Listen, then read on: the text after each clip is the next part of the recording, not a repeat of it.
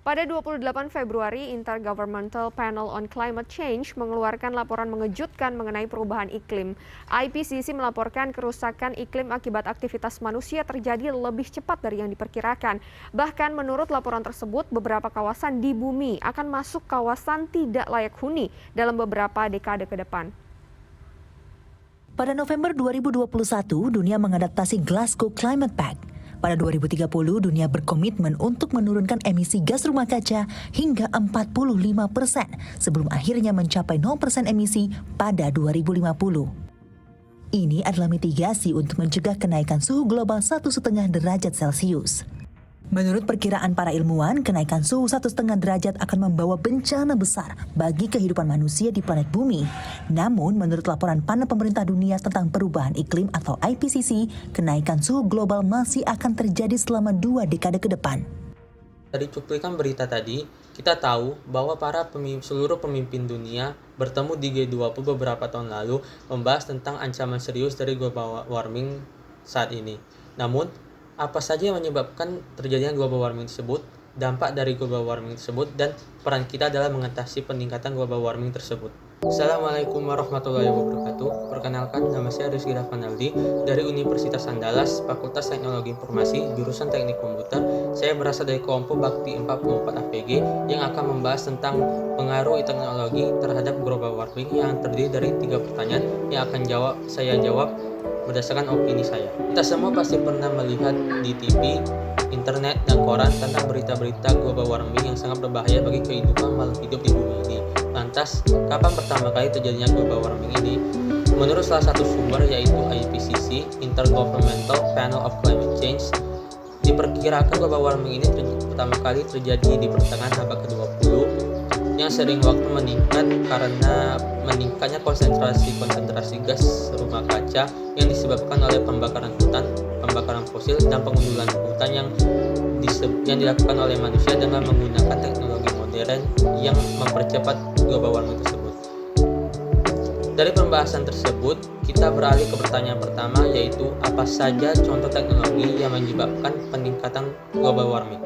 Yang pertama yaitu kendaraan yang menggunakan bahan bakar fosil seperti bensin dan diesel yang menghasilkan emisi karbon dan gas rumah kaca lainnya seperti mobil, truk, dan lain-lain menggunakan bahan bakar fosil tersebut yang merupakan penyumbang terbesar dalam emisi karbon. Kedua yaitu industri kimia.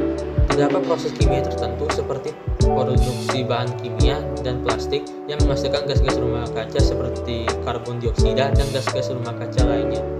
Ketiga, yaitu energi fosil dalam pembangkit energi.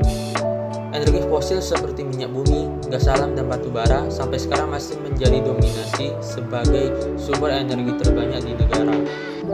Walaupun begitu, beberapa perusahaan sering kali menggunakan energi fosil tersebut tidak sesuai kadarnya, sehingga itu mempercepat terjadinya emisi gas rumah kaca.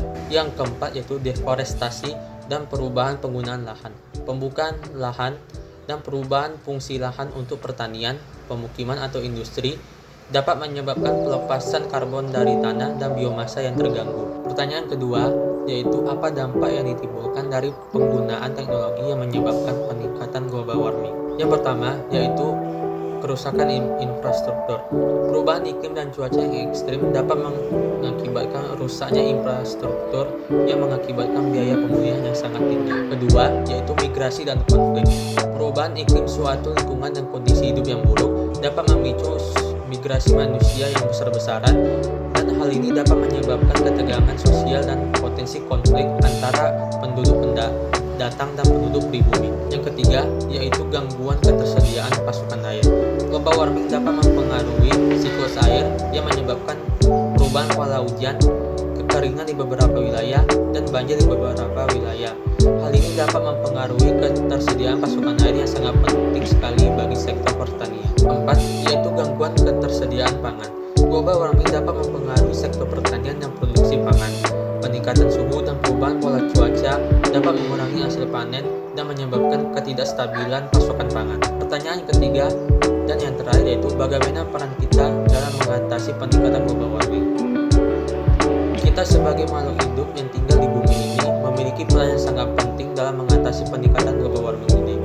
tindakan individu, komunitas, dan masyarakat sangat memiliki dampak yang signifikan terhadap upaya dalam mengatasi global warming ini. Ada beberapa cara yang bisa kita lakukan untuk mengatasi peningkatan global warming ini.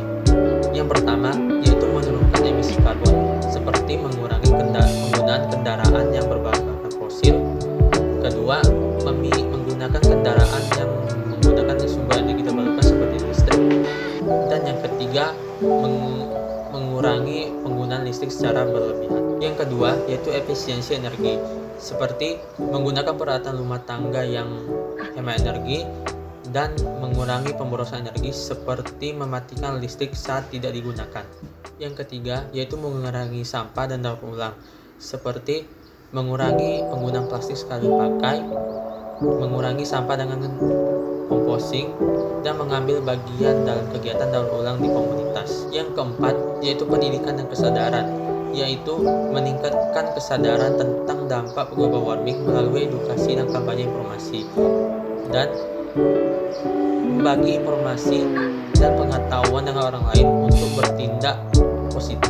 Setelah pembahasan saya dari ketiga soal tersebut, kesimpulannya yaitu sangat penting sekali untuk diingat bahwa perubahan dalam skala besar memerlukan kerjasama global. Tindakan-tindakan sederhana yang kita lakukan sehari-hari dapat berkontribusi dalam mengatasi peningkatan global warming dan melindungi planet kita ini untuk generasi mendatang. Saya Rizky Davanaldi, mohon maaf jika saya ada salah kata. Assalamualaikum warahmatullahi wabarakatuh.